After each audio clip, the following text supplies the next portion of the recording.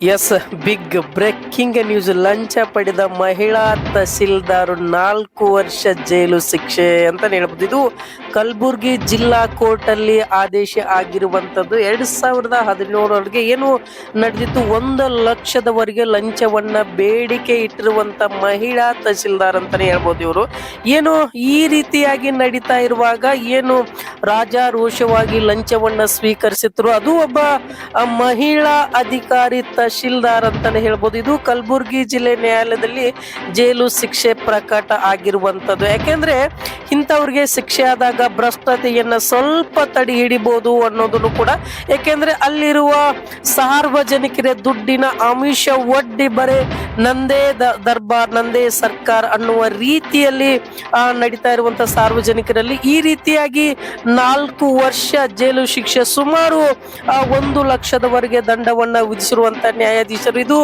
ಬಹಳ ಒಂದು ಏನು ಈ ರೀತಿಯಾಗಿ ವಿಭಿನ್ನವಾಗಿ ತಹಶೀಲ್ದಾರೇ ಈ ರೀತಿ ಮಾಡ್ತಾ ಇದ್ದಾರೆ ಅಂದಾಗ ಸಾರ್ವಜನಿಕರ ಪರಿಸ್ಥಿತಿ ಏನಾಗುತ್ತೆ, ರೈತರ ಪರಿಸ್ಥಿತಿ ಏನಾಗುತ್ತೆ ಅನ್ನೋದನ್ನು ಕೂಡ ಇಲ್ಲಿ ನೋಡ್ಬೇಕು. ಆದ್ರೆ ಒಂದು ಕಡೆ ಬೇರೆ ವಿಚಾರಗಳನ್ನ, ಬೇರೆ ಸ್ಪಷ್ಟತೆಗಳನ್ನ ನಾವು ನೋಡಿದಾಗ ಇನ್ನೊಂದು ಕಡೆ ಯಾವ ರೀತಿಯಾಗಿ ಹೋಗುತ್ತೆ, ಏನ್ ಆಗುತ್ತೆ ಅನ್ನೋದನ್ನು ಕೂಡ ಮುಂಚೆಯಲ್ಲಿ ನೋಡಿದಾಗ ತಾವುಗಳು ದೃಶ್ಯದಲ್ಲಿ ಗಮನಿಸ್ತಾ ಇದ್ದೀರಾ.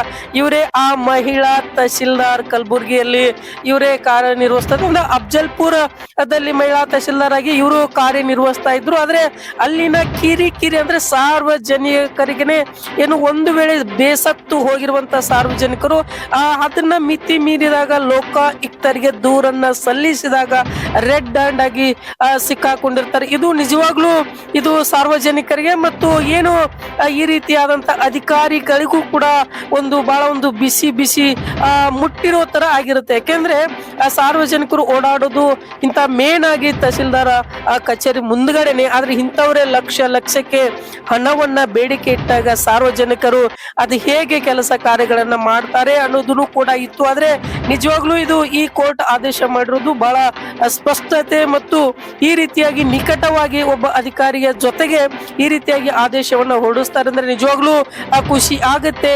ನಿಮ್ಮಲ್ಲಿನೂ, ನಿಮ್ಮ ಊರಲ್ಲಿನೂ, ನಿಮ್ಮ ತಾಲೂಕಲ್ಲಿನೂ ಇಂಥ ಅಧಿಕಾರಿಗಳು ಇದ್ದಾಗ ಸರ್ಕಾರ ಇರುವುದರಿಂದ ಮತ್ತೆ ಕಾನೂನಿನ ಚೌಕಟ್ಟಲ್ಲಿ ಯಾರು ಕೆಲಸ ಮಾಡ್ತಾರೆ ಅವರಿಗೆ ಮಾತ್ರ ಬೆಲೆ.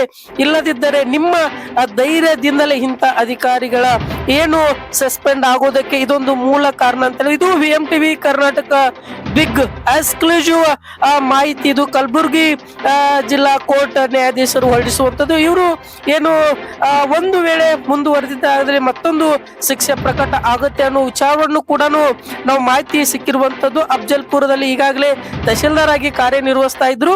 ಆದ್ರೂ ಈ ಘಟನೆ ನಡೆದಿರೋದ್ರಿಂದಾಗಿ ಎಷ್ಟೋ ಜನಕ್ಕೆ ಒಂದು ರೀತಿಯಾಗಿ ನಿಟ್ಟುಸಿರು ಬಿಟ್ಟಿರುವಂತದ್ದು. ಇದೇ ರೀತಿಯಾಗಿ ನಿಮ್ಮ ಏನು ಕಾನೂನಾತ್ಮಕ ಮಾತುಗಳನ್ನ, ಕಾನೂನಾತ್ಮಕ ಧೈರ್ಯವನ್ನ ನೀವು ತೋರಿಸಿದ್ರೆ ನೀವು ಯಾರಿಗೂ ಲಂಚ ಕೊಡಂಗಿಲ್ಲ ಅನ್ನೋದನ್ನು ಕೂಡ ಇದು VMTV ಕರ್ನಾಟಕದಲ್ಲಿ ಬಿಗ್ ಎಕ್ಸ್ಕ್ಲೂಸಿವ್ ಆಗಿ ಬರ್ತಾ